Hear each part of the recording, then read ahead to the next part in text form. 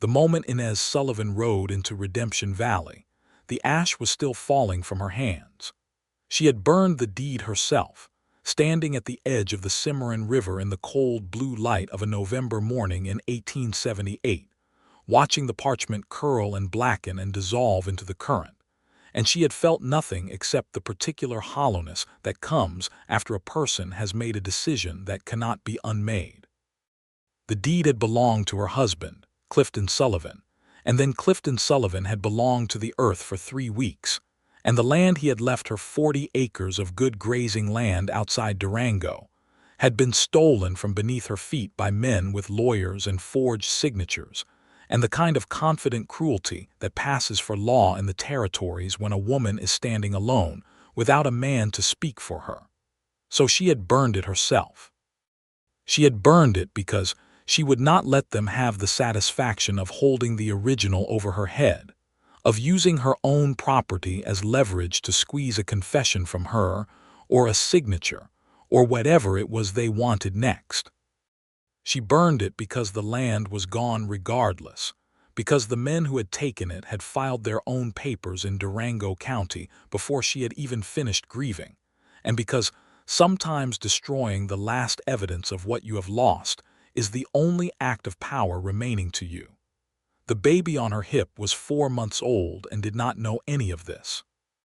His name was Thomas, though she had not told a soul his name yet, not since Durango, not since she had packed everything she owned into 2 saddlebags, and the cradle board she had learned to weave from a Ute woman in exchange for 3 days of mending. Thomas had dark eyes and his father's nose, and a way of looking at the world with a focused seriousness that sometimes made Inez laugh when she had the energy to laugh, which was not often. He did not cry much. He observed. She thought he understood, in whatever wordless language infants carry in their bodies, that his mother was hanging by a thread, and he was doing his part not to snap it. Redemption Valley sat at the bottom of a long sandstone canyon in the southeastern corner of Colorado Territory, and the town had grown up around a trading post, and a well and a stubbornness that the settlers who had come here seemed to carry in their bones. There were maybe 200 people in and around the valley itself, more if you counted the ranches that spread out toward the mesa. There was a general store, a livery, a saloon called the Golden Meridian, a church without a permanent minister, a post office that doubled as the sheriff's office, and a scattering of houses built from adobe and timber, and hope in roughly equal measure. Inez had come here because of a letter. Not addressed to her exactly, but left in a pile of papers belonging to her dead husband that she had sorted through in the long, cold nights after his death, trying to understand what had been real, and what had been the fiction Clifton had constructed around himself. The letter was from a man named Hector Baines, who ran the general store in Redemption Valley, and it mentioned that there was land available in the valley, that the territory was opening up, that a man of enterprise could make something of himself here. The letter was 2 years old, and Hector Baines might not even remember writing it. But it was the only address Inez had that was not already poisoned by what had happened in Durango. She rode into town on a bay mare named Persephone, who was showing her age in the stiffness of her gait and the gray threading through her muzzle, but who had the deep calm of a horse that has been through enough to stop being afraid of things. Thomas was in the cradle board across Inez's chest, facing out so he could see the world, his small fists curled in the cold air. Inez wore her husband's coat, too large for her, the sleeves turned back twice, and a hat with a brim wide enough to hide her face from the sun and from the eyes of strangers, which had served the same purpose on this journey. The first person who saw her was a boy of about 12 sitting on the step of the general store, whittling a piece of wood into something that was not yet identifiable as anything in particular. He looked up when he heard Persephone's hooves on the packed dirt of the main street, and his eyes went immediately to the baby, the way children's eyes often do before adults have finished deciding whether to be polite or suspicious. "Is that your baby?" he said. "It is," Inez said. "What is its name?" "Thomas," she said, and it was the first time she had said his name out loud to a stranger, and something in her chest shifted when she did, some small lock turning open. "I am Emmett," the boy said. "My uncle owns this store. Is your uncle Hector Baines?" Emmett's face changed in the way faces do when something unexpected happens. "He was," he said. "He passed in the spring. My father runs the store now. Mr. Farley runs the store, Abel Farley." Inez absorbed this. Another thing that had dissolved. She nodded, keeping her face still. "Is there a place a woman can board in this town?" she asked. Emmett considered this with the gravity of a boy who has been given a question that matters and wants to answer it correctly. "Mrs. Dunmore takes boarders," he said. "She is on the East End, past the church. She has a blue door." "Thank you, Emmett," Inez said, and she clicked her tongue to Persephone and moved on down the street. She found Mrs. Dunmore's house with the blue door and knocked, and Mrs. Dunmore opened it almost immediately, as if she had been standing just inside waiting for something to happen. She was a woman of about 60 with white hair pinned severely back and eyes that were simultaneously suspicious and kind, which is a combination more common than people expect. "I am looking for a room," Inez said. "I have a baby. I have $3.50 and I can work for the difference." Mrs. Dunmore looked at the baby, then at Inez, then at the saddlebags on Persephone's back, then at Inez's face, which was young and exhausted and holding itself together with the kind of controlled stillness that Mrs. Dunmore, who had been a widow for 11 years, recognized perfectly. "Come in," she said. "The baby will need a warmer place than that doorstep." That was how Inez Sullivan arrived in Redemption Valley. She had been in town 3 days before she met Joseph Merritt.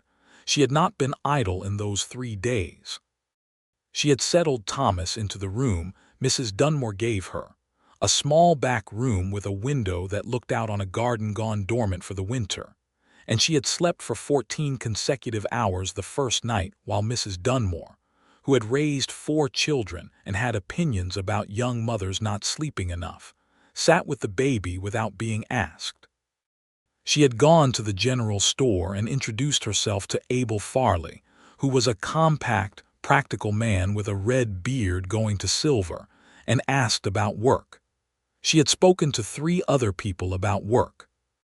She had gone to the land office, which was the same building as the sheriff's office and the post office, and asked about parcels available for claim, and had been told by a board deputy named Clarence that a woman could not file a homestead claim without a male cosigner under current territorial policy, which she had already known and which settled like a stone in her stomach, cold and heavy and permanent. She had gone back to Mrs. Dunmore's house and nursed Thomas and looked out the window at the dead garden and thought about what she was going to do next. It was on the 4th morning that she went to the livery to see about having Persephone's shoes checked, because the mare had been favoring her left foreleg since outside of Trinidad, and that was where she found Joseph Merritt. He was not immediately impressive in the way that men in stories are immediately impressive. He was tall but not extravagantly so, somewhere in his late 20s or early 30s, with dark hair that needed cutting, and a jaw that needed shaving and hands that were unmistakably the hands of a man who worked with them every day, calloused and capable, and marked with a dozen small scars that told the history of years of labor without any particular need to elaborate on it. He was wearing a brown canvas coat and worn leather boots, and the kind of expression that is not quite a frown, but is several steps away from a smile. The expression of a man who is paying attention to the task in front of him, without wasting energy on performance. He was kneeling beside a black horse's left foreleg, doing exactly what Inez needed done to Persephone, checking the hoof and the shoe with the focused care of someone who genuinely likes horses. "Is this your livery?" Inez asked from the doorway, because there was no one else visible and she had learned that direct questions saved time. He looked up.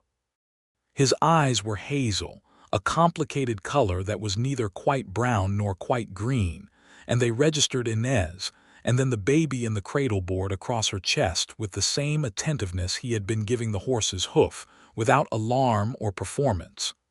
"I work here," he said. "Mr. Greer owns it. He is over at the saloon this time of morning." He stood, and she noted that he was indeed tall and that the black horse turned its head toward him with an easy affection that told her something reliable about his character. "What do you need?" "My mare has been favoring her left foreleg," she said. "I think the shoe may be loose, possibly thrown a nail." "Bring her in," he said.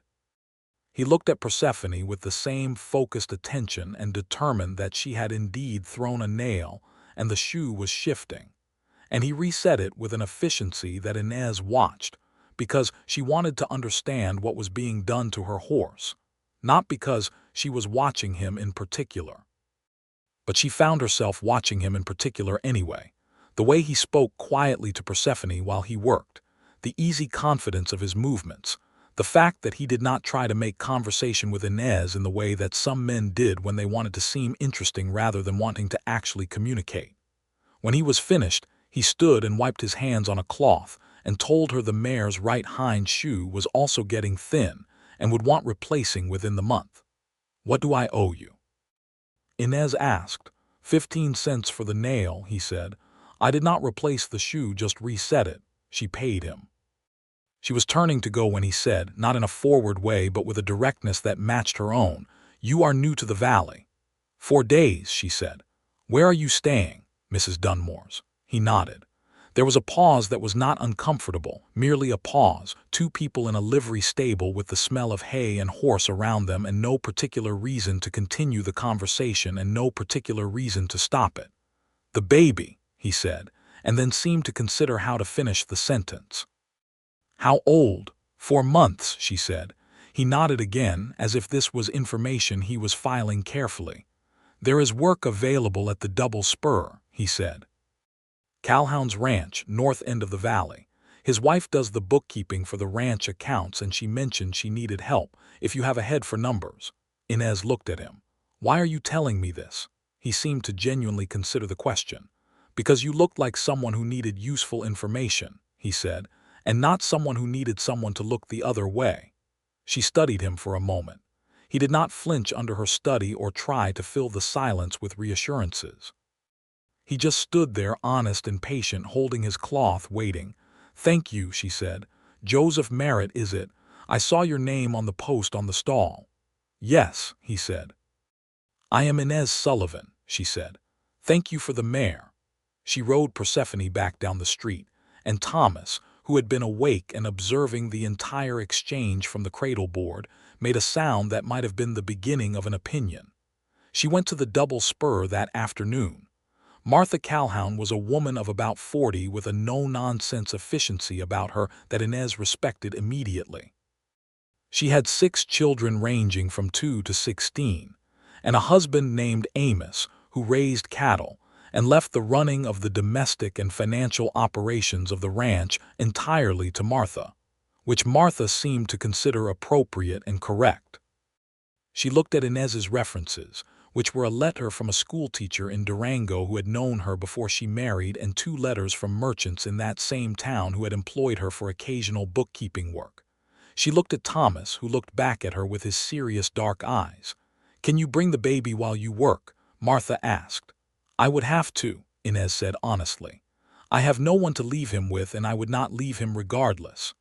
"Good answer," Martha said. "I distrust women who farm their children out too readily. Can you start Monday?" "Yes," Inez said. "The pay is $1.50 a week, and on Tuesdays I have bread baked if you want to take a loaf." "That is generous," Inez said. "It is practical," Martha said. "Happy workers do better work." Inez rode back to town in the waning afternoon light with something she had not felt in weeks, maybe months, a small, tentative sense of possibility. It was not happiness, not yet, it was barely even hope, but it was the shape that hope makes when it is just beginning to reassemble itself from pieces. She spent 2 weeks settling into the rhythm of the valley before she saw Joseph Merritt again. She saw him, actually, several times in passing at the general store. Once at the post office where she sent a letter to her sister in Santa Fe, once when he rode past Mrs. Dunmore's house on the black horse whose hoof he had been attending to. But these were the brief sightings that constitute the early architecture of noticing someone in a small town, not yet conversations. She was aware of him in the way she was aware of the shape of the canyon walls or the particular quality of light in the valley at midday, as part of the landscape that was becoming familiar. It was at the church on a Sunday in early December that they spoke at length for the first time. The church had a visiting preacher that Sunday, a young circuit rider named Pastor Webb who was earnest and a little long-winded. And afterward, there was the gathering in the churchyard that constituted the social life of Redemption Valley for those who were not inclined toward the Golden Meridian. Inez was standing with Thomas on her hip, speaking to Martha Calhoun about a discrepancy in the feed account from October, when Joseph Merritt appeared beside her with 2 cups of coffee that Mrs. Dunmore had made and was distributing from a pot on a folding table. "You look like you could use this," he said to Inez, offering 1 cup. "You are not wrong," she said, taking it. He stood beside her and they listened to Pastor Webb explaining something theological to Abel Farley, and Inez drank the coffee, which was hot and strong and the best thing she had tasted in a week, and Thomas regarded Joseph with his characteristic seriousness. "He stares," Joseph said, looking at the baby. "He does," Inez agreed. "I think he is deciding what to make of things." "Smart approach," Joseph said. "I should try it more often." She looked at him sideways, and he was looking at Thomas with something that was not quite a smile, but was in the neighborhood of one, a warmth at the corner of his mouth, and she thought that was one of the most honest faces she had seen on a man in a long time. Most men, in her experience, performed their emotions at a volume calibrated for an audience. Joseph Merritt's expression seemed to be entirely for whoever happened to be observing them, without concern for whether they were being observed at all. "He is a handsome child," Joseph said. "He looks like his father," Inez said, and then felt the particular compression in her chest that always came when she said that, the complicated grief of mourning someone you loved, but who was also not the person you had thought you were marrying. Because Clifton Sullivan had been charming and sometimes tender and genuinely funny, and also, she had discovered in the 2 years of their marriage, a man who made promises in the confident expectation that someone else would be responsible for keeping them. The debts, the land that was never secured properly. The men who had come after his death with their lawyers and their forged documents, and who had been able to do what they did in part because Clifton had not been as careful as he should have been with the deed, with the registration, with any of the legal structures that protect a family when the man of that family is suddenly gone. She did not say any of this. She sipped her coffee. "You are from Durango?" Joseph asked. "I was for 2 years," she said. "I am from Santa Fe originally." "You have family there?" "My sister. She has 5 children and a husband and no room, and she would make room anyway if I asked." She paused. "I did not want to ask." He was quiet a moment, seeming to understand the pride and the grief in that, not trying to argue with it or fix it. "What brought you to the valley specifically?" he said. She decided to tell him the truth, or at least the shape of it. "A letter," she said. "An old one. The man who wrote it is dead, but it pointed here and I needed somewhere to point toward." He accepted this without pressing further. They stood in the churchyard while the thin December sun made its best effort, and Thomas eventually fell asleep against Inez's shoulder, with the abruptness of a lamp being switched off.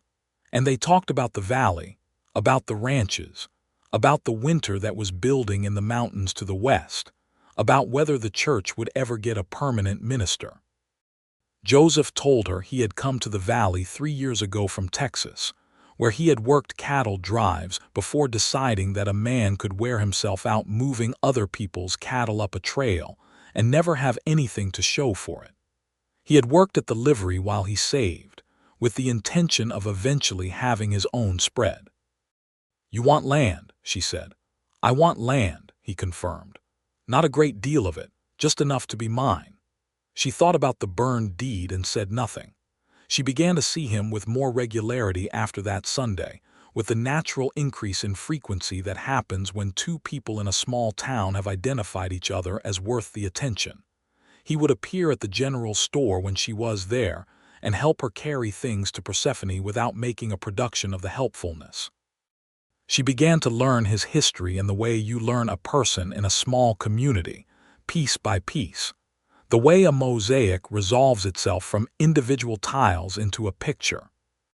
He was 29 years old, raised in East Texas by a grandmother after his parents died of fever when he was 7, had been on cattle drives for 10 years starting at 16, had arrived in the valley with a damaged shoulder and a determination to stop sleeping on the ground, and had been working toward his own claim with a patient stubbornness that the people of the valley seemed to respect. He was the sort of man that a community trusts without quite articulating why. When there was a dispute at the Golden Meridian that required someone to step between two angry men, it was often Joseph Merritt who did it, not because he was looking for conflict, but because his presence seemed to suggest that conflict was not necessary. When Mrs. Dunmore's roof developed a leak in December, it was Joseph and 2 other men from the valley who came on a Saturday to fix it, and Joseph who stayed 2 extra hours to make sure the repair was sound. Inez watched all of this from the careful distance she maintained from everyone in those first weeks. She was not ready to trust the valley or the people in it. She was not ready to believe that things were what they appeared to be. Clifton had appeared to be reliable, and the men in Durango had appeared to be respectful of law, and appearance had proven to be a landscape full of holes. But Joseph Merritt was consistent in a way that was beginning to work on her the way water works on stone, not by force but by persistence, by the simple, unrelenting fact of itself. He was not courting her. She understood this clearly. He was being kind, the way he was kind to Mrs. Dunmore and to Emmett Farley and to the horses in his care, with a generosity that seemed entirely without calculation. This was, paradoxically, the thing that made her begin to feel something she had not expected to feel in Redemption Valley, or perhaps anywhere, for a long time. She was sitting by the window in her room at Mrs. Dunmore's on a Tuesday evening in the second week of December, Thomas asleep in the crib that Mrs. Dunmore had produced from some storage and presented without ceremony, the lamplight making a small, warm circle in the cold room, and she was doing the books for Martha Calhoun's feed accounts, and she was thinking about Joseph Merritt, not with intention. It was simply that he was there in her mind, the way a familiar face sometimes appears on the inside of your eyelids when you close them, not summoned but present. She thought about the way he had looked at Thomas, that honest warmth that was neither proprietary nor performative. She thought about the conversation in the churchyard and the coffee, and the way he had listened without filling every silence. She thought about his hands, which were the hands of a man who had worked hard for everything he had and did not pretend otherwise. Then she thought about the burned deed, and the men with lawyers and Clifton's easy charm dissolving into the irresponsibility he had hidden from her until it was too late, and she picked up her pen and returned to the numbers, where things were either correct or they were not, and there was no ambiguity to navigate. She told Mrs. Dunmore about the baby on the second week. Not the whole story. The whole story was still too heavy to hand to someone she had known for less than a month. But she told the essential thing, which was that she had been married and her husband had died before Thomas was born, and she had left Durango because things had become impossible there, and she was not going back. She told it plainly, without drama, in the way you tell the truth when you are tired of carrying it alone. Mrs. Dunmore listened with her hands folded in her lap, and her face arranged into the expression of a woman who has heard enough sorrow in her life to know that the appropriate response is presence rather than commentary. "Does anyone in the valley know?" Mrs. Dunmore asked. "No one has asked directly," Inez said. "I did not hide it. I simply did not explain." "There will be talk," Mrs. Dunmore said, not as a warning, simply as a fact. "There is always talk," Inez said. "Yes," Mrs. Dunmore agreed. "The question is whether you mind." Inez considered this honestly. "I have minded things that mattered," she said. I find I have less capacity to mind things that do not. Mrs. Dunmore looked at her with something that was very close to approval. You will do all right here, she said. That particular quality of not minding the unimportant things is quite useful in a valley. The talk did begin, as Mrs. Dunmore had predicted, with the mild inevitability of weather. A widow with a baby, come from somewhere, no family in evidence, no headstone she could point to, no explanation beyond the minimum. In a town of 200 people, this was enough raw material for considerable speculation. Inez heard some of it second-hand through Martha Calhoun, who reported it with a brisk neutrality that was clearly her way of giving Inez the information while declining to endorse the people producing it. She heard some of it from Emmett Farley, who had appointed himself a kind of irregular informant, appearing at Mrs. Dunmore's gate every few days to provide updates on local affairs with the journalistic thoroughness of a boy who has recently discovered that information is a form of power. Mrs. Hendricks at the post office says you must have done something terrible in Durango to leave that way, Emmett reported one afternoon, while Inez was folding laundry in Mrs. Dunmore's back garden. Mrs. Hendricks has not met me, Inez said. She says the deed was for land that belonged to someone else, Emmett said, watching her carefully. Inez stopped folding. What deed? She said, keeping her voice level. She got a letter, Emmett said, and she could see him realizing, even as he said it, that this was more serious than the general commentary he had been reporting. From someone in Durango. She said you burned a deed that proved the land you were living on belonged to someone else. Inez was quiet for a long moment. Thomas was on a blanket in the thin winter sunlight, examining his own fist with academic interest. Emmett, she said carefully, how many people has Mrs. Hendricks told this to? Emmett counted in his head. I think I am the fourth, he said, so it was going to be that kind of winter. The letter from Durango was almost certainly from the men who had taken her land, or from their agents. They had more reach than she had thought, or they wanted to make sure no sanctuary held her long enough to regroup. Either way, the comfortable obscurity she had hoped to find in Redemption Valley was going to be shorter than she had planned. She told Joseph. She did not plan to. He appeared at Mrs. Dunmore's gate the following morning. Mrs. Dunmore, she was beginning to understand, functioned as a kind of unofficial information center for the valley's better intentions, and Joseph had heard something, and he stood at the gate with his hat in his hands and asked if she was all right. And she told him. Not everything, not at first, but once she started talking it came out with the pressure of water behind a dam that has finally been given an opening.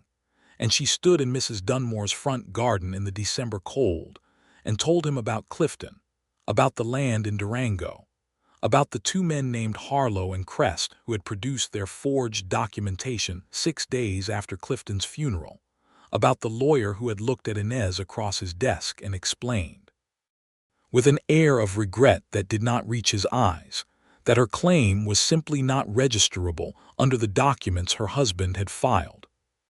She told him about the months she had spent trying to contest it while simultaneously being 4 months pregnant, and discovering that the territorial land office in Durango was not going to be useful to a woman without a male advocate or money for a lawyer. She told him about burning the deed. Why burn it? He asked, and it was not an accusation. He was genuinely asking. Because it was my decision to make, she said. Because I would not let them use it against me any further. Because whatever proof it contained, I could not use it, and I refused to watch them use it. She looked at him steadily. Also, she said, with an honesty that surprised even herself, because I needed to do something. When everything is being taken from you and you cannot stop it, sometimes the only freedom left is to choose what you destroy yourself. He was quiet for a long moment, his hat turning in his hands. Then he said, the deed was in your husband's name. Yes, and you were his wife, and the territorial law did not give you standing to contest it in your own name. Correct. That is wrong, he said, simply.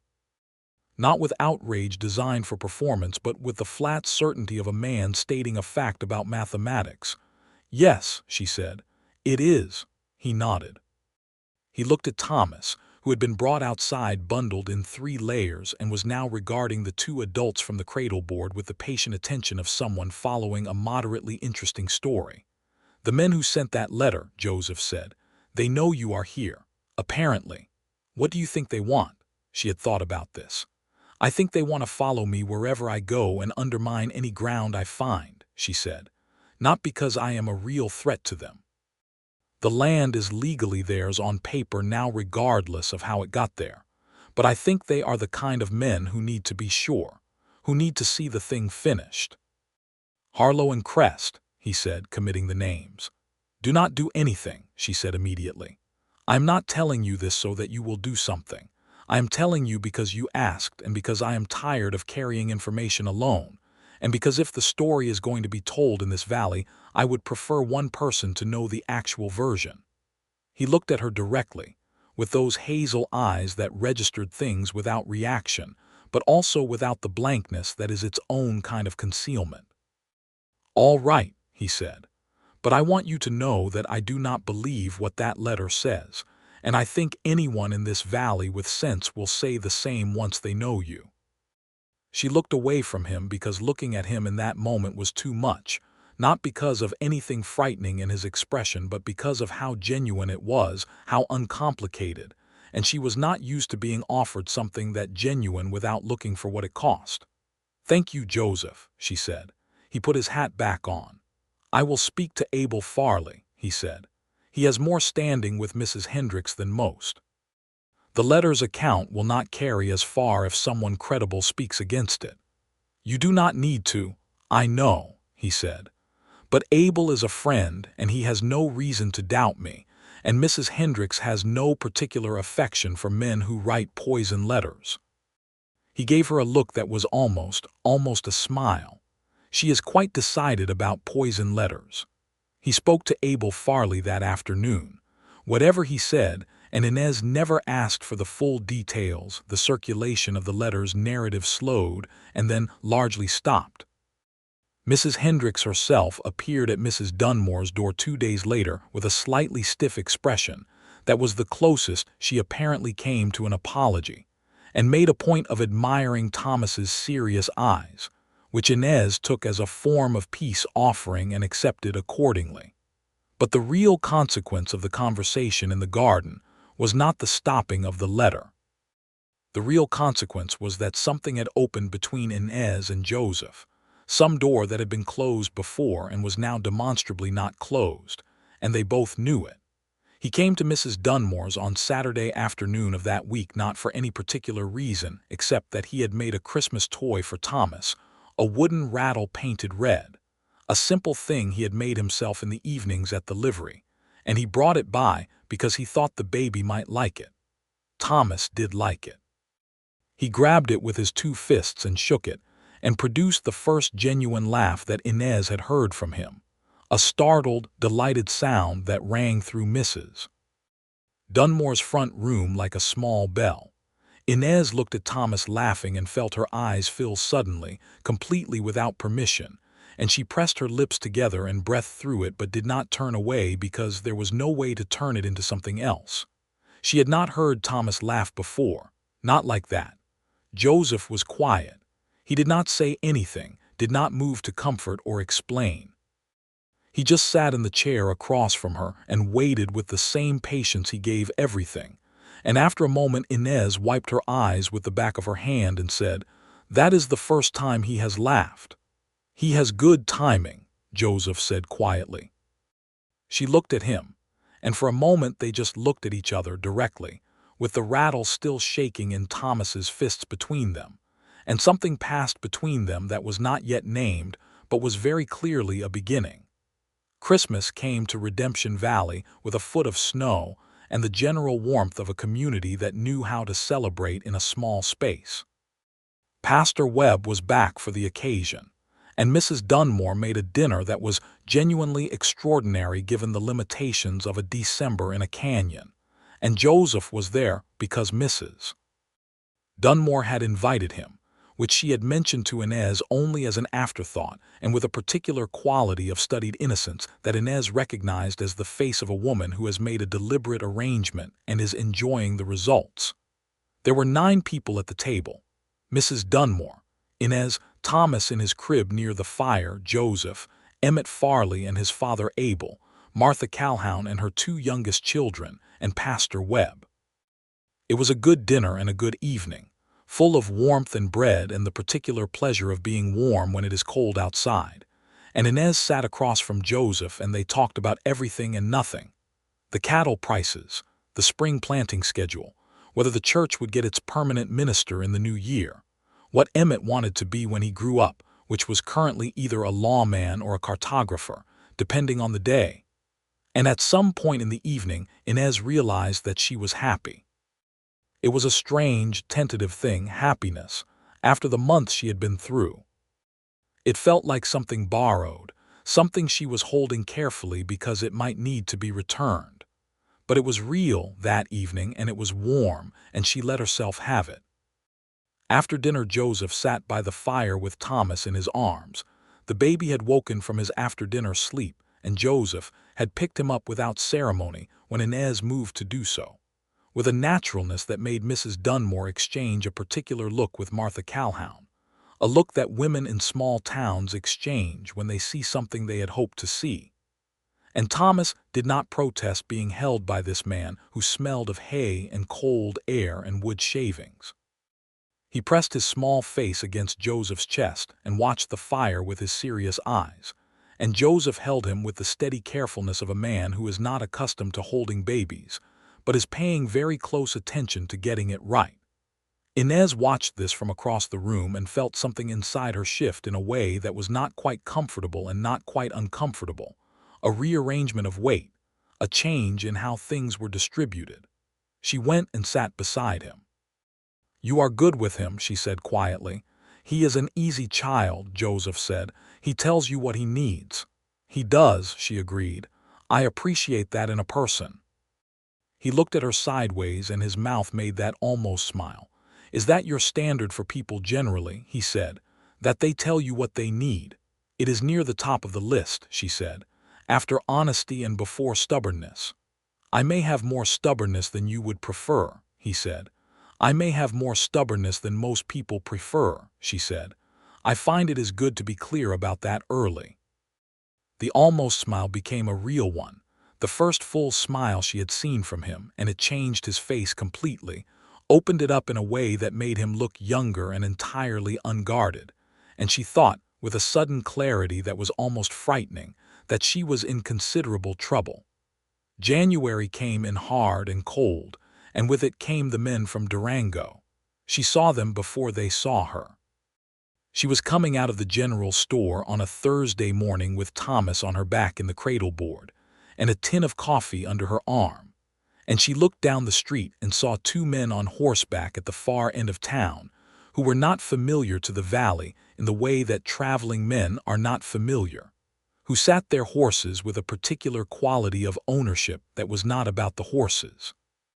She did not know them by sight, but she knew them by type, and she went back into the general store and asked Abel Farley if she could leave through the back.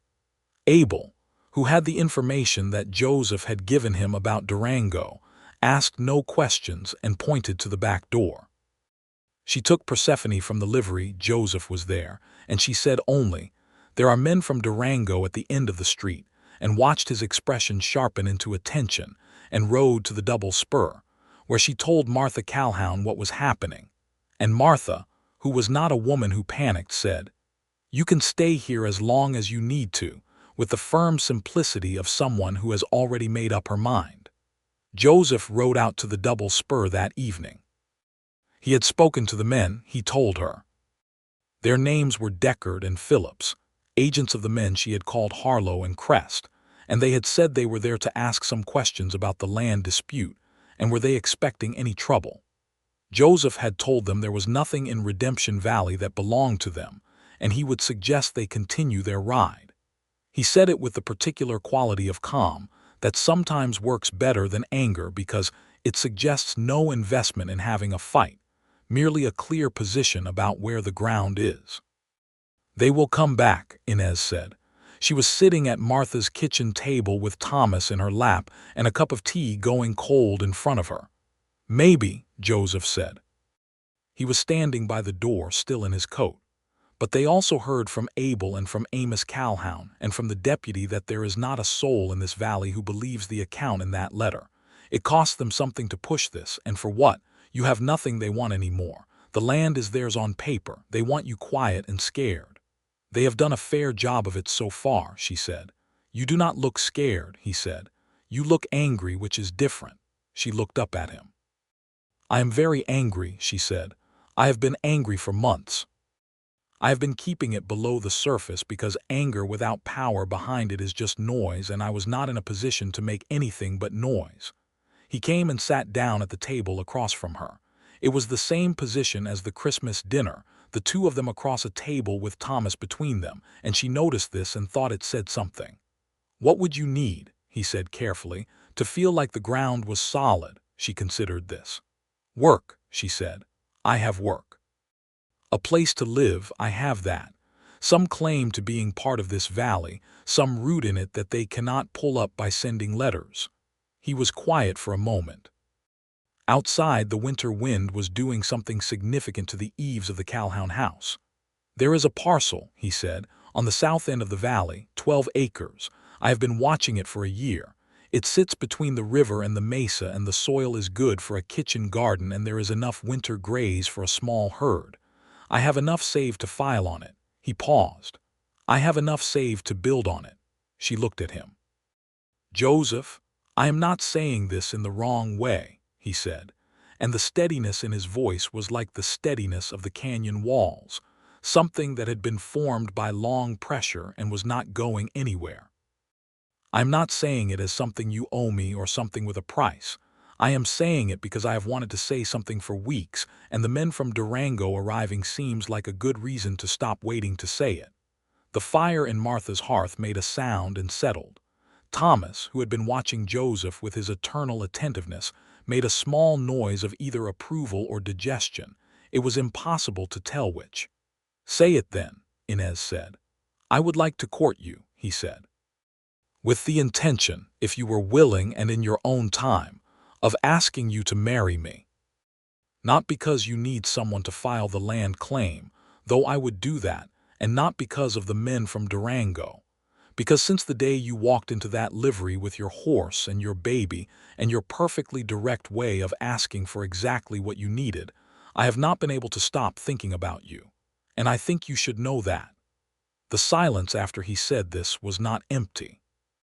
It was full of things. The fire, the wind, Thomas's breathing, the far sound of the ranch settling in the cold, the sound of Inez's own heart behaving in a way she had not expected it to behave for a long time. I should tell you things, she said finally. You have told me things, he said. More things, she said, about Clifton, about the kind of marriage that was, about what I am afraid of now. I will listen, he said, as long as you want to talk, and then I will tell you things too because it is fair that way. She told him about Clifton, the full version, the one she had not yet given anyone, including Mrs. Dunmore, about the charm that had been real and the responsibility that had not. About the debts she had discovered after his death, the ones she had not known about, the ones he had apparently managed with the same casual confidence he managed everything, assuming they would resolve themselves. About the deed, which he had never properly registered because he had not quite got around to it, because getting around to things had never been Clifton Sullivan's strongest quality. About the grief that was genuine and also complicated by the anger of discovering that the man you loved had left you in a much more precarious position than you had known. About Thomas, who had been born 6 weeks after his father's death, who had never met his father, who would grow up knowing his father through Inez's imperfect and honest account of him, which would include both the charm and the irresponsibility because she believed that was the most respectful thing she could give him. The truth. Joseph listened to all of it without flinching or offering premature comfort or making the thing smaller than it was. When she finished, he was quiet for a moment, and then he told her his own things. About his grandmother, who had been stern and loving in equal proportion, and who had given him the stubborn patience he carried everywhere. About the cattle drive years, the loneliness of them, the way a man can spend a decade doing honest work and still feel like he is moving sideways. About the shoulder injury that had ended the drives, which he had regarded at the time as a disaster, and now regarded as the thing that had made him stop running and start building. About the things he had wanted that he had never said out loud to anyone, a home, a family, roots in a place, the particular belonging that he had watched other men have and had never let himself want to directly because wanting something you cannot see how to get is its own kind of pain. "What are you afraid of?" She asked him because she had told him her fears and she thought it was only honest to ask. He thought about it. "That I will not be enough," he said. "Not in the obvious ways. I can work. I know how to work and I will not stop. But enough in the ways that matter, that I will see what is needed and I will do it, that I will not miss the important things because I am too busy keeping my eyes on what I think is important." She looked at him for a long time. "That fear," she said slowly, "is the most honest thing I have heard a man say in years." He met her eyes. "Is that good?" he said. "It is the beginning of good," she said. She did not say yes to the courtship that night. She told him she needed time, not indefinite time, not time as a way of saying no, but time in the honest sense, time to feel certain that she was making a decision from a clear place, and not from the fear the men from Durango had put back in her chest. He accepted this exactly as she had hoped he would, without pressure or disappointment that showed itself as pressure, without the particular masculine withdrawal that is a form of punishment for not being given what was asked. He said he would be there, and she believed him. The men named Deckard and Phillips left the valley 2 days later.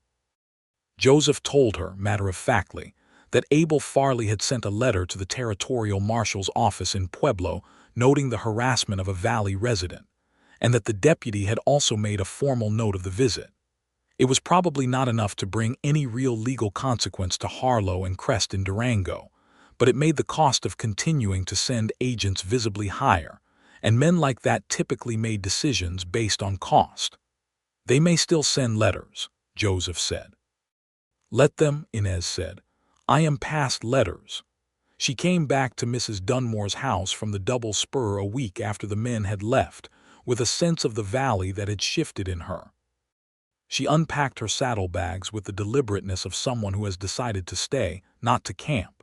She said yes to Joseph on a Thursday in February in the livery, which was where she found him because it was where he usually was in the mornings, and she had thought about how to say it, and then decided that the most honest thing was just to say it directly, which was how she said everything.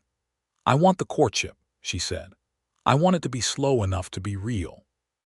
And I want Thomas included in it, not as something to navigate around but as part of it." Joseph was brushing the black horse, and he stopped brushing the black horse and turned and looked at her, and his expression did the thing she had come to love, that opening up, that genuine and unguarded warmth. "Thomas is not something to navigate around," he said. "He never was." "I know," she said. "I wanted to say it anyway." "Then yes to all of it," he said, "slow and real, and Thomas in the middle of it." The courtship was, as she had asked, slow enough to be real.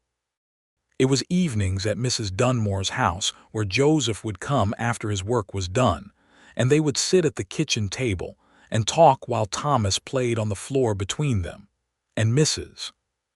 Dunmore would make tea, and then excuse herself with the particular tact of a woman who knows when to leave a room.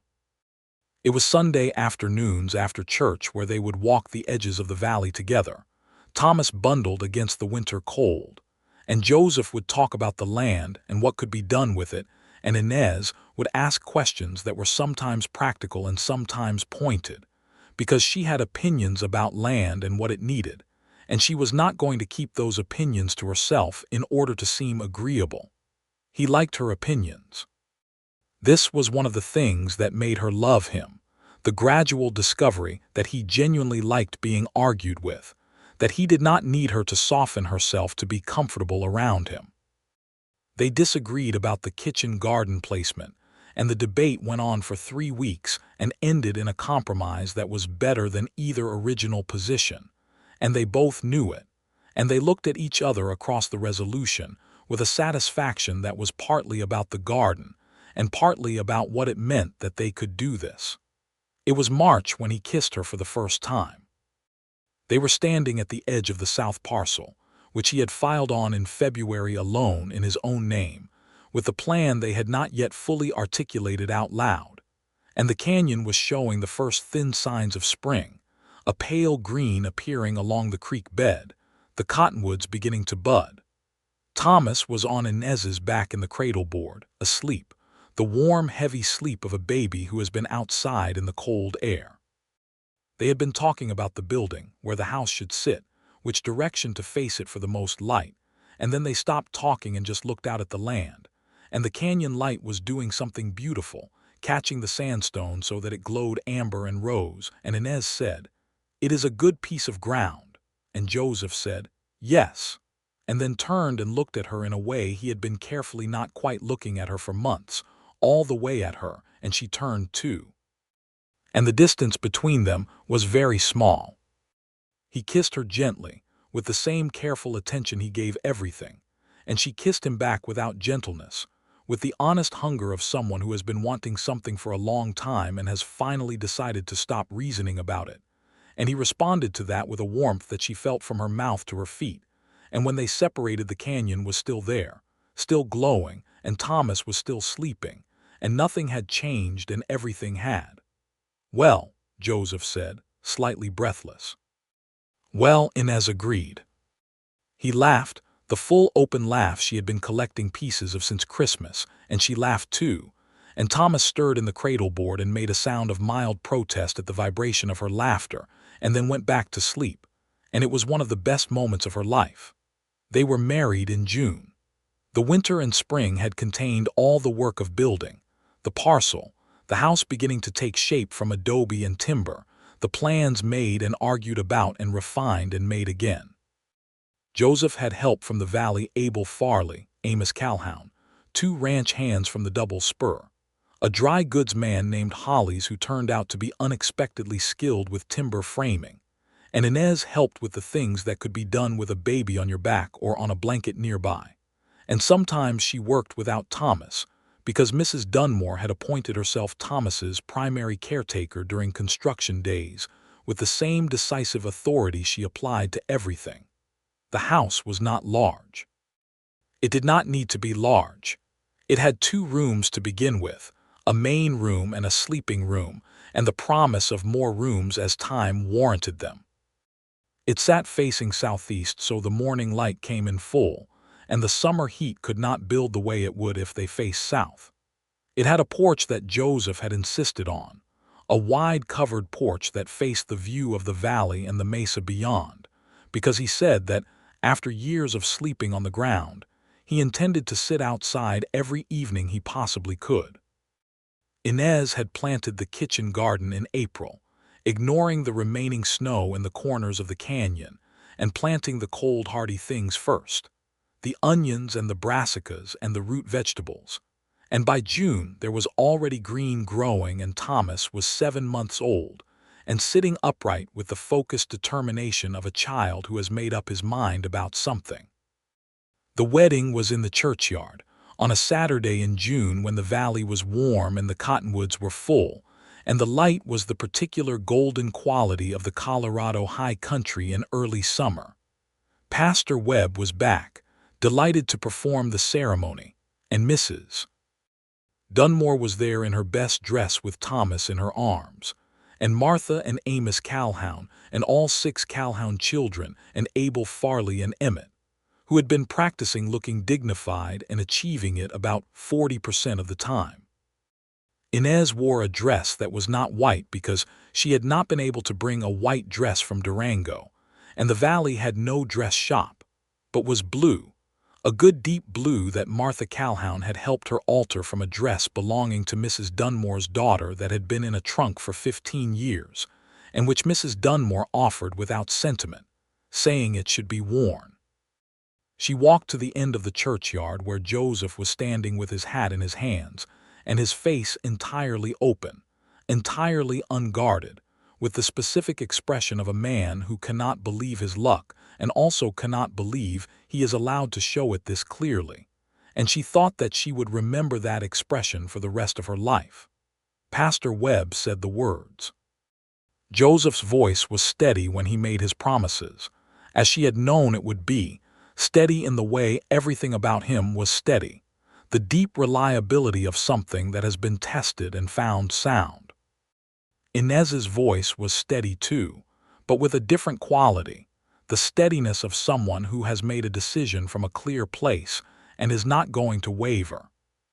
When Pastor Webb pronounced them married and Joseph kissed her, the assembled crowd of Redemption Valley produced a sound that was part cheer and part the particular warmth of people who have watched something good happen to people they have decided to like. And Thomas, in Mrs. Dunmore's arms, banged his rattle against her shoulder with enthusiastic approval. They moved into the house that same day. Their house, on their land. On ground that was registered in both their names, because Joseph had insisted on this when he filed, had argued with the territorial land office over it until the deputy had given in and recorded Inez Sullivan, now Merritt, as co-holder of the claim, which was not standard but was not strictly illegal, and which Joseph had refused to move from as a position. "It is your home as much as mine," he had told her before they were married when she had said he did not have to fight that particular fight. "There is no version of this where your name is not on the land.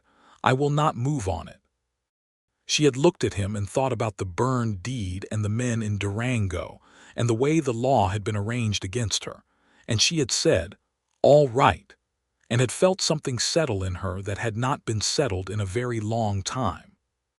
Summer in the valley was warm and gold and busy with the work of the land and the work of the livery, which Joseph continued at 4 days a week because Mr. Greer was getting older and the money was useful, and the work of the kitchen garden and the small herd of cattle. They had acquired 3 cows and a bull from Amos Calhoun, who had given them a price that was clearly friendship rather than commerce.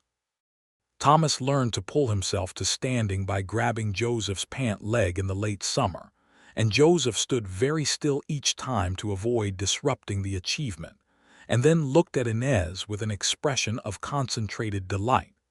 Thomas called him "duh" at 9 months old. He said it clearly, looking up at Joseph from the floor where he was sitting surrounded by the wooden toys Joseph had made him over the months, said it with the same decisive seriousness with which he approached everything, and then looked at Inez as if to confirm this was correct. Joseph had to leave the room for a moment. When he came back, his eyes were red at the corners and he did not say anything about it, and neither did Inez, because some things are not improved by words. She had written to her sister in Santa Fe in April, the full letter, the real one, the one that explained everything from Clifton's death forward, including Joseph. Her sister Elena wrote back a letter of 8 pages that was simultaneously furious about what had happened in Durango, tearful about Clifton, bewildered about the burning of the deed, and entirely delighted about Joseph, a mixture that Inez thought was perfectly appropriate. Elena promised to visit in the fall, once the passes were clear, with her husband and her children, and Inez found she was genuinely happy about this, that the thought of her sister in this house, in this valley, seeing the life that was being built here, made something warm and certain move through her. The fall visit happened as promised. Elena Vargas, née Sullivan, arrived in October with her husband Raphael and 3 of her 5 children. The other 2 were in school in Santa Fe, on a wagon that had the overpacked quality of a family that packs more than they need and does not apologize for it. She climbed down from the wagon and looked at Inez and then at Thomas and then at the house and then at Joseph, who was standing behind Inez with his hand on her shoulder, and her face ran through approximately 7 emotions in 4 seconds before settling on the one that Inez had seen on her sister's face since childhood. The fierce, happy, slightly possessive expression of a woman who loves someone very much and is glad to see them all right. Alina embraced Inez so hard that Thomas, who was between them, made a sound of protest. "You should have called for me sooner," Alina said against Inez's shoulder in Spanish, which was still the language of their full feelings. "I know," Inez said. "I needed to do it myself first." Alina pulled back and looked at her with those same dark eyes that Thomas had, the Sullivan family eyes that had apparently skipped a generation. "I know," she said. "I just wish I could have seen it." She spent a week in the valley, sleeping in Mrs. Dunmore's spare room with her children, and in that week she thoroughly approved of Joseph, which she communicated to him directly, in a combination of English and Spanish that he followed about 70% of, enough to understand the approval. And she approved of the valley and the house and the garden and the cattle and the way Inez moved through her days, which was differently than she had moved through them in Durango, with a weight that had been removed. An ease that was not the ease of comfort, but the ease of someone who is in the right place. She asked Inez on the last evening of the visit, sitting on the porch with cups of coffee while Joseph put Thomas to bed inside, "Are you happy?" "Yes," Inez said. She said it simply and directly, which was how she said things that were true. Alina nodded. "Clifton loved you," she said. "He was not good enough for you, but he loved you." "I know," Inez said. "I have made my peace with both of those things." "And Joseph?" Inez looked at the valley in the October evening, the last light on the mesa, the cottonwoods turning gold, the canyon holding all of it in its sandstone bowl. "Joseph," she said, "is the most honest person I have ever known. Not honest in the simple sense of not lying, though he doesn't. Honest in the bigger sense. He shows me what he is, and it is exactly what it appears to be every time." Alina looked at her with the expression of someone hearing the best news they have ever heard. "Good," she said. "Good." Winter came again to the valley, and they were ready for it. The house had been extended in the fall, a third room off the main, already thinking ahead, and the root cellar that Joseph and Amos Calhoun had dug in September was full of the kitchen garden's output. The potatoes and the turnips and the dried beans and the onions and the preserves that Inez had put up through the fall. The jars lined along the shelves in the cellar with the particular satisfaction of abundance earned. The small herd had grown by 2 calves, both from the summer, and they had sold one and kept the other. A decision made together at the kitchen table over coffee, in the way all their decisions were made. Not one person deciding and the other agreeing, but 2 people actually thinking it through. Thomas walked at 11 months, which Mrs. Dunmore declared remarkable, and which Inez thought was simply Thomas deciding he was ready, which was how Thomas did things. He walked with a determined purposefulness toward whatever he had fixed his attention on, and he had fixed his attention on the world with the same serious interest he had brought to everything since the first day he had ridden into the valley in the cradle board. A tiny person arriving in a new place and deciding to pay close attention to it. The winter evenings were long and warm, the fire going and Thomas asleep, and Inez and Joseph sitting at the kitchen table or on the sofa near the fire, sometimes talking, sometimes reading. He had developed the reading habit at the livery over the years, whatever books passed through the valley, and she had always read. Her mother had made sure of that, sometimes sitting together in a quiet that was the best kind of quiet. The kind that only exists between people who have chosen each other with full knowledge of what they are choosing. He would reach for her hand in these evenings with a naturalness that still moved her, 3 months into their marriage, 6 months, because it was never perfunctory, never the absent gesture of a man touching his wife because she is there. It was always a choice. He would reach across the table or the sofa and take her hand and hold it with the same attention he gave everything, and she would feel it from her fingers all the way through. She told him she was expecting their first child together in January, 3 months after the wedding, on a morning when the snow was piling on the porch rails, and Thomas was eating his breakfast with the concentration of someone for whom oatmeal was a serious undertaking. She told him across the kitchen table, as directly as she said everything, and watched his face. He sat very still for a moment. Then he leaned across the table and kissed her forehead with a tenderness that closed her eyes, and said, very quietly against her hair, "We are going to need that third room sooner than I thought." She laughed against his chest. Thomas looked up from his oatmeal with an expression that suggested he was aware something significant was happening and was reserving judgment. The pregnancy was different from the first one, not better or worse in the absolute sense, but different in the texture of it, because she was not alone with it. She had Joseph, who learned the shape of what she needed without being told, when she needed help, and when she needed to do a thing herself, when she needed company, and when she needed quiet with the same attentiveness he brought to everything. She had Mrs. Dunmore, who had apparently been a midwife earlier in her life, and who was now reinstating that skill set with great authority. She had Martha Calhoun, who had given birth 6 times and had opinions about all of it.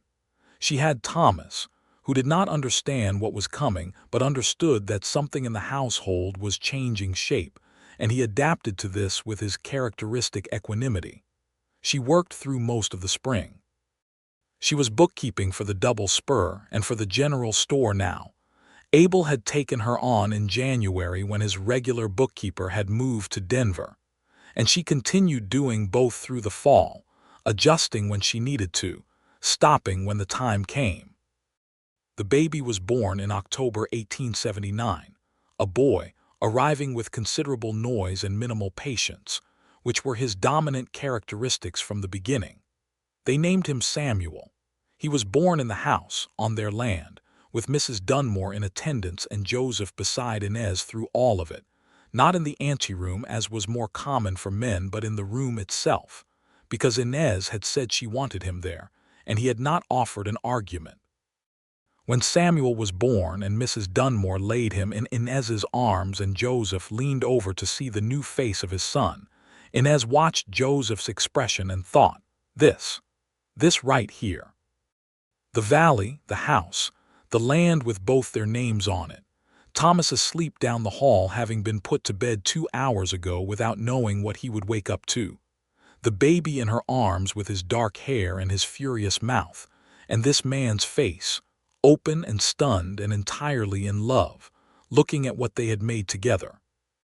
She had come into the valley with a burned deed and a baby nobody knew about, with ash still on her hands and nothing solid under her feet, and she had thought the best she could hope for was survival, a place to plant her feet for long enough to figure out the next thing. She had not imagined this. She had not let herself imagine this.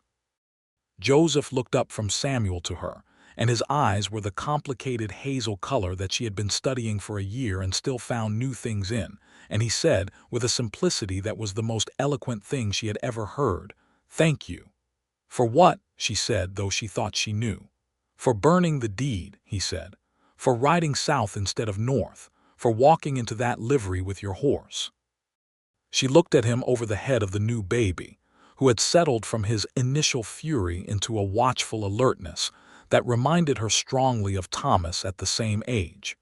"You are thanking me for burning my own deed and losing everything I had," she said. "I am thanking you for following the chain of it," he said, "to here." She had no answer for this that words could hold, so she offered him Samuel instead, and he took the baby with the careful reverence of a man receiving something he understands to be extraordinary, and held his son against his chest.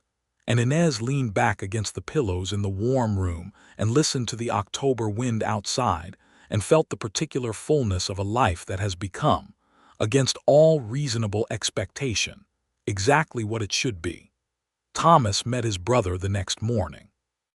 He came into the bedroom with Joseph's hand on his shoulder, wearing his small, serious face, and looked at the baby in the crib beside Inez's bed with the same concentrated attention he brought to everything. He studied Samuel for a long moment. "He is very loud," Thomas said. "He is," Inez agreed. Thomas considered further. "He can have the red rattle," he said finally. "I do not use it any more." Joseph pressed his mouth flat to keep the smile contained, which did not entirely work. Inez reached out and took Thomas's hand and said, "That is very generous, Thomas." Thomas nodded, satisfied with this assessment, and continued studying his brother with the proprietary attention of a person who has decided something is his responsibility. The year turned into 1880 with the valley deep in snow and the house warm and full. Samuel grew into an opinionated, cheerful, vocal child who was the direct opposite of his observant older brother in nearly every way, and who therefore seemed to delight Thomas, who watched him with the patient interest of a scientist who has found a particularly interesting specimen. They were not identical in temperament, and they were not in conflict because of it. They were complementary in the way good things are complementary, each making something in the other more visible. Joseph bought the livery in the spring of 1880. Mr. Greer had been wanting to retire for a year.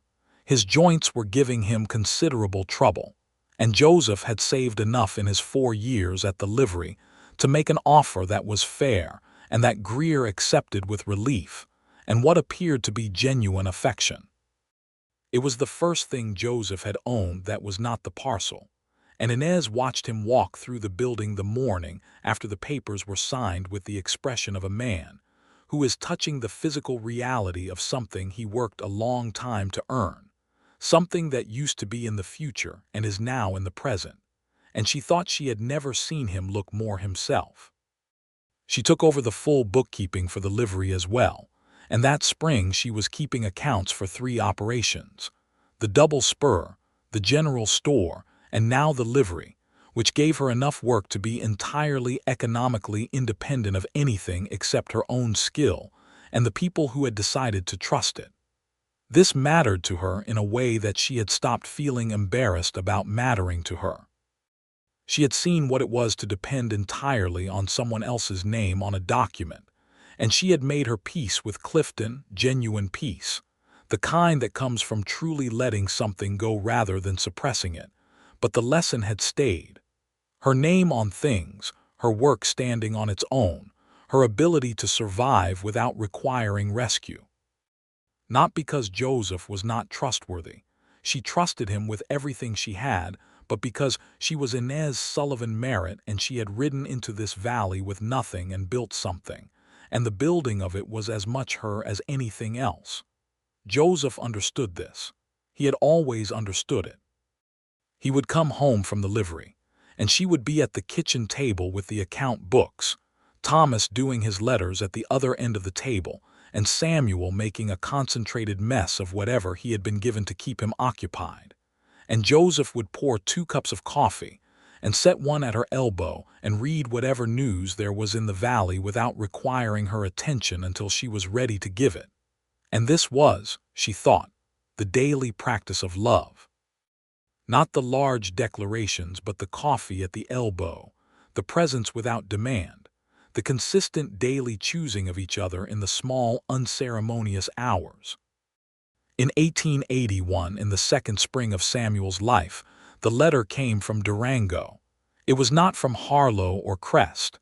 It was from a lawyer named Whitfield, and its news was unexpected. The land claim that Harlow and Crest had filed, the claim that had displaced Inez and Thomas, had been investigated by the territorial government in a broader inquiry into fraudulent land filings in the Durango region, of which there had apparently been many, and the filing had been found to contain forged documentation. Harlow and Crest had been charged. The land had reverted to the original registration, which was in Clifton Sullivan's name, and therefore now, by succession, in the name of his widow. The lawyer was writing to ask what she wished to do with the claim. Inez sat at the kitchen table with the letter for a long time. Joseph came home and found her there, the letter in front of her, her hands flat on the table on either side of it, and he read it when she slid it toward him and then sat across from her. "It is yours," he said. "Rightfully. It was always yours." "I burned the deed," she said. "The original deed. The registration is still recorded, apparently."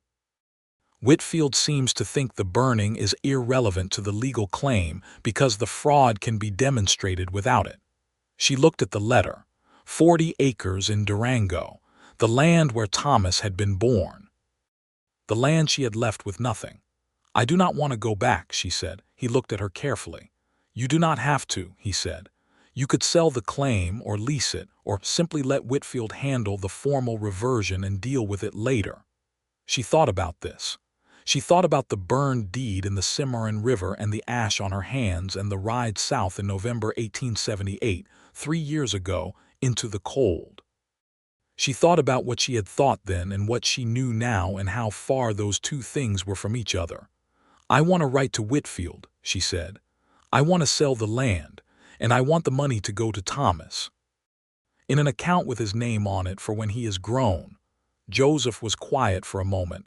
"That is a generous thing," he said. "It is his father's land." "It is his father's land," she agreed. "And he should have something from it, something real, not just a story." Joseph nodded slowly. "And you?" he asked. "What do you get?" She looked at him, and then at the kitchen, the account books, the evidence of the life they had built in this valley in 3 years, the smell of bread from the oven that she had put in this morning and forgotten about until now. Through the window, the valley was green with early spring, the creek running full, the cottonwoods in bud, and their land was right there, solid and registered, and theirs in both their names. "I am sitting in what I get," she said. He reached across the table and took her hand, and she turned her hand in his and held it, and that was all. It was enough. It was exactly enough. She wrote to Whitfield, and the process took 6 months, the way legal processes do, moving through channels at the pace of paperwork. But by November of 1881 it was finished. The Durango land was sold to a family from New Mexico who wanted to run cattle on it, and the money more than Inez had expected. Land values had risen in 3 years, went into an account at the bank in Pueblo in Thomas's name, to be held until he was 21. She wrote the amount in his birth record, in her own handwriting, so that he would know it when he was old enough to understand it. Thomas was 3 years old by then, old enough to understand that something had happened regarding his father, even if he did not understand the particulars. Inez sat with him one evening while Joseph was reading Samuel to sleep in the other room. Samuel had developed a fierce attachment to stories that Joseph indulged with great patience, and she told Thomas, in the simple, honest language you use with a 3-year-old, that his father had owned some land and now there was money in his name from it, and that it was his when he grew up. Thomas listened to this with his serious eyes. "Is Papa Joseph my father?" he asked. Inez breathed carefully. "Joseph is your papa and he loves you," she said. "Your first father who died before you were born, his name was Clifton. He loved you too, even though he never got to meet you. Both things are true." Thomas considered this. "Is that why my name is Thomas Sullivan Merritt?" he asked. He had noticed the name on his birth record and asked about the Sullivan portion 3 weeks ago, and she had said she would explain when the time was right. "Yes," she said. "Sullivan is from your first father's family. Merritt is from your Papa Joseph." Thomas nodded, the particular nod of a child who has received an answer they have decided to be satisfied with. Then he said, "Can I have my rattle back from Samuel? He has been dropping it and I am worried it will break." And just like that, the conversation was over, the way conversations with 3-year-olds always end, completely and without warning. Inez pressed her face against the top of his head and breathed in the smell of him, hay and soap, and the particular warmth of small children, and felt the complicated, grateful love of a mother who has been given more than she thought she would be given. The valley changed around them in those years in the way valleys do, slowly, and with the accumulation of many small changes. A new family arrived, and then another. The church finally got a permanent minister, a man named Reverend Cole, who was practical and kind, and who had been in the West long enough to understand that the people in these communities had made their peace with God in their own ways and did not need it reorganized. A school was established. Emmett Farley, who was 15 now and had settled firmly on cartography as his destiny, helped build the desks, and Thomas started attending in 1882, at 4, because the teacher said he was ready, which was the only qualification that mattered to anyone. Mrs. Dunmore died in the spring of 1882, in her sleep, at 72, which was exactly the way she had told anyone who would listen that she intended to go. Inez sat at her bedside for the last week and held her hand, and told her about the books and the valley and Thomas and Samuel and the new calf and everything that was happening, because Mrs. Dunmore had wanted the telling of things right up to the end, had found the dailiness of things comforting in a way that Inez understood completely. She left her house to the town, with a stipulation that it be used as a boarding house for women traveling alone, which it continued to be, under the management of Martha Calhoun's eldest daughter, who had come back to the valley from Denver with a business head and no patience for nonsense. Inez wept at the funeral with an openness that she did not try to manage. Joseph stood beside her with his hand at her back, steady and present, and afterward they walked home together through the Spring Valley, the four of them, Thomas and Samuel, running ahead on the path, arguing about something with the passionate incoherence of small children, and Inez said, "She was the first person here who looked at me and saw something worth seeing." "That is not true," Joseph said. "I saw it the first day." "You saw a woman with a horse problem," she said. "And a baby and a backbone and a very clear way of asking for what she needed," he said. "Yes, that." She looked at him. He was 33 now, the lines at the corners of his eyes deeper than they had been, the gray coming in at his temples in a way that she found unreasonably distinguished, and he looked back at her with the same attention he had always given her, the undivided kind, and she thought that she had been right in the churchyard 3 years ago. It never stopped being enough, that attention. It never became ordinary. "I am going to tell you something," she said. "All right," he said. "I am expecting again." He stopped walking. The boys were 20 yards ahead and still arguing. The Spring Valley was doing what Spring Valleys do, excessively and without apology. His face did the thing. That opening, that unguarded warmth, the expression she had been collecting for years and was nowhere near finished collecting. "When?" he said. "November," she said, "if I am calculating correctly." He took her face in his hands, those calloused, capable, scarred hands that she loved because of exactly what they were, and kissed her in the middle of the path with the spring light on both of them and the boys somewhere ahead oblivious, and the mountain to the west still carrying its winter snow. "A third room was a good idea," he said against her mouth. "I thought so at the time," she said. "She had a daughter in November 1882. They named her Clara, after Joseph's grandmother, which was a thing Inez had suggested, and which had made Joseph go very still for a moment in the way he went still when something moved him deeply, and he needed a moment to bring it back to a manageable size. Clara arrived loudly, as Samuel had, and looked around the room with the blinking outrage of a baby who has strong opinions about the transition she has just been required to make, and then she found Joseph's face above her, and she stopped crying.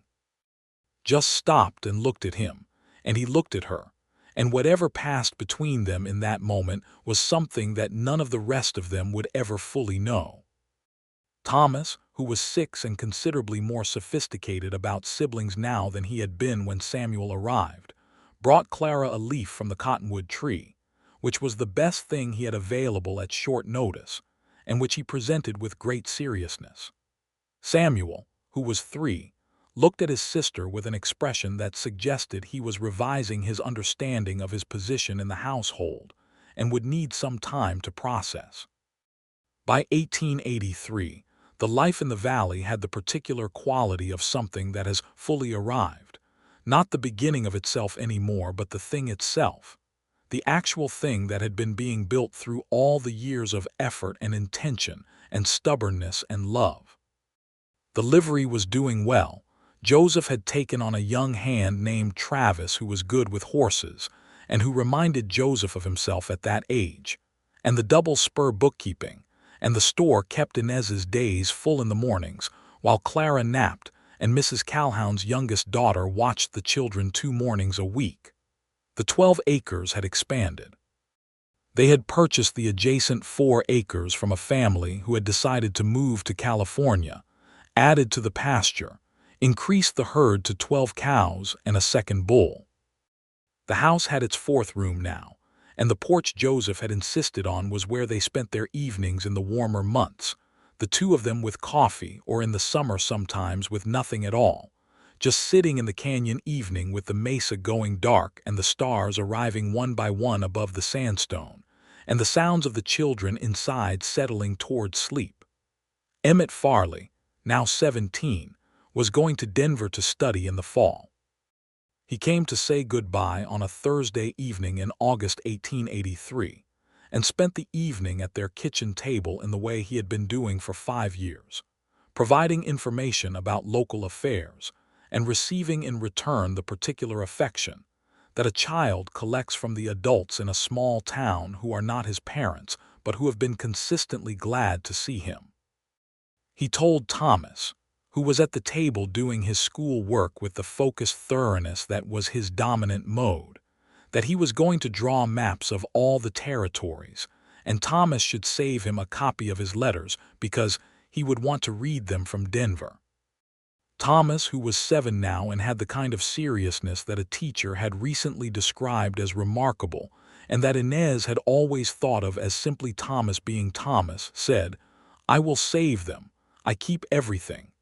"Good," Emmett said. He looked around the table, at Inez and Joseph and the papers and the lamps and the ordinary extraordinary evening of a family in a house in a valley, and he had the expression of someone who is old enough to know that he is looking at something good but not yet old enough to be entirely sure he will find it for himself. "It is a good house," he said. "It is," Joseph said. The 5 years that followed were the years of consolidation and depth, the years when a life becomes fully itself, when the thing you have built is no longer new and is not yet old but is simply, solidly, genuinely yours. The children grew with the acceleration that children grow, each year revealing new people emerging from the children they had been the year before. Thomas turned 10 and had opinions about everything that he delivered with the same careful seriousness with which he had always regarded the world. Samuel turned 8 and was incandescent with energy and stories, and a generosity of spirit that made adults in his vicinity feel slightly better about everything. Clara at 5 was a force of nature with her father's patience and her mother's backbone, and a laugh that could be heard from the far end of the kitchen garden. Inez had not expected, 5 years into this life, to still feel what she felt when Joseph walked through the door in the evening. She had half thought it would become comfortable in the way that very good things sometimes become so familiar they are taken for granted. She had been wrong. It did become comfortable, yes, in the best sense, the sense of a thing that fits and can be relied upon, but it did not become taken for granted, because Joseph did not allow that and neither did she. There was still the coffee at the elbow. There was still the hand across the table. There was still the way he said her name when he came in, Inez, 2 syllables that in his mouth carried everything she needed to know about how he felt about her coming home, which was, very glad, every time.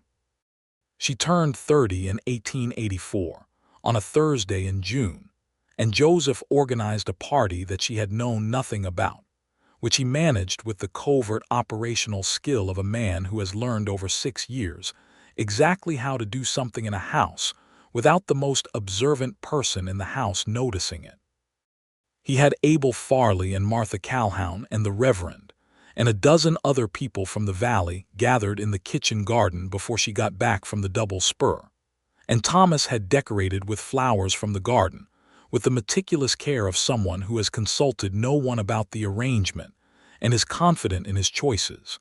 And Samuel had made something he described as a cake that was more accurately a sweetened bread. And Clara had put on her best dress and stood at the gate to announce Inez's arrival with the seriousness of a herald.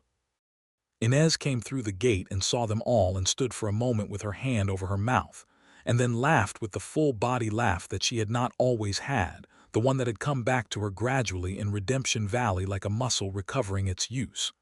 Joseph came to her and kissed her cheek and said, quietly, just for her, 30 years, all the ones that made you who you are. She looked at him. The ones before the valley were hard years, she said. Yes, he said, but they brought you here. She had no argument for this. She took his hand and held it and went into her own party, in her own garden, on her own land, surrounded by her children and the people of the valley who had been her community for 6 years now. And the evening was warm and full of voices and light. And she was 30 years old, and she had burned a deed and followed the ash to here, and the here was everything. In the long decades that came after, and they were decades, good long decades, because both Inez and Joseph were constitutionally stubborn about longevity, and the valley agreed with them. The family in the house on the south parcel became one of the fixed points of Redemption Valley, one of the constants that the community organized itself around in the way that communities do around families who have been in a place long enough to be part of its character. The livery became the Merritt livery, and eventually Joseph took on Travis as a full partner, because he had said from the beginning that a man who worked that well with horses deserved ownership of some of the enterprise. Thomas, who became a lawyer, went to Denver at 18 and came back at 25 with a degree and a wife named Catherine and a practice. He established in the valley, serving the homesteaders and the ranchers who needed someone who understood both land law and the particular history of people who had built things from nothing.